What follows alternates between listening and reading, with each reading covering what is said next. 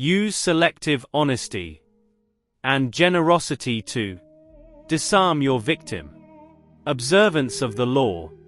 Sometime in 1926, a tall, dapperly dressed man paid a visit to Al Capone, the most feared gangster of his time. Speaking with an elegant continental accent, the man introduced himself as Count Victor Lustig. He promised that if Capone gave him $50,000 he could double it.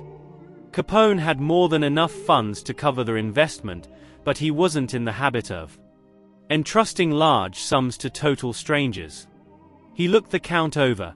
Same thing about the man was different, his classy style, his manner, and so Capone decided to play along.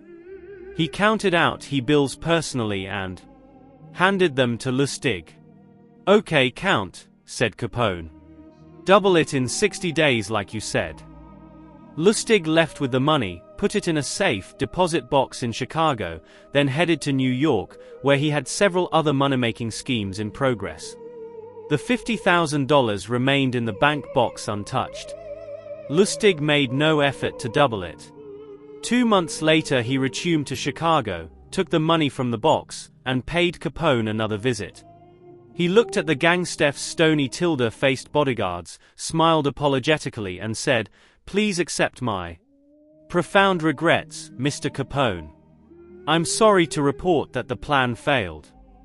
Capone slowly stood up. He glowered at Lustig, debating which part of the river to throw him in. But the Count reached into his coat pocket, withdrew the $50,000, and placed it on the desk. "Here, sir, is your money to the penny. Again, my sincere apologies. This is most embarrassing. Things didn't work out the way I thought they would. I would have loved to have doubled your money for you and for myself. Lord knows I need it, but the plan just didn't materialize." Capone sagged back into his chair, confused. "I know you're a con man, Count," said Capone. "I knew it the moment you walked in here. I expected either $100,000 or nothing. But this, getting my money back, well. Again my apologies, M.L. Capone," said Lustig, as he picked up his hat and began to leave. "My God. You're honest," yelled Capone. "If you're on the spot, here's 5 to help you along." He counted out 5 $1,000 bills out of the $50,000. The Count seemed stunned, bowed deeply, mumbled his thanks and left, taking the money. The $5,000 was what Lustig had been after all along. Interpretation. Count Victor Lustig, a man who spoke several languages and prided himself on his refinement and culture, was one of the great con artists of modern times. He was known for his audacity, his fearlessness, and most important, his knowledge of human psychology. He could size up a man in minutes, discovering his weaknesses, and he had radar for suckers. Lustig knew that most men build up defenses against crooks and other troublemakers. The con artist's job is to bring those defenses down.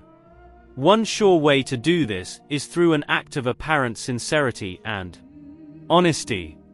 Who will distrust a person literally caught in the act of being honest?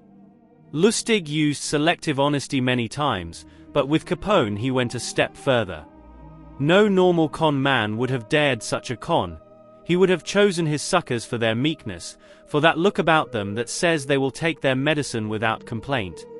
Con Capone and you would spend the rest of your life, whatever remained of it, afraid. But Lustig understood that a man like Capone spends his life mistrusting others. No one around him is honest or generous, and being so much in the company of wolves is exhausting, even depressing.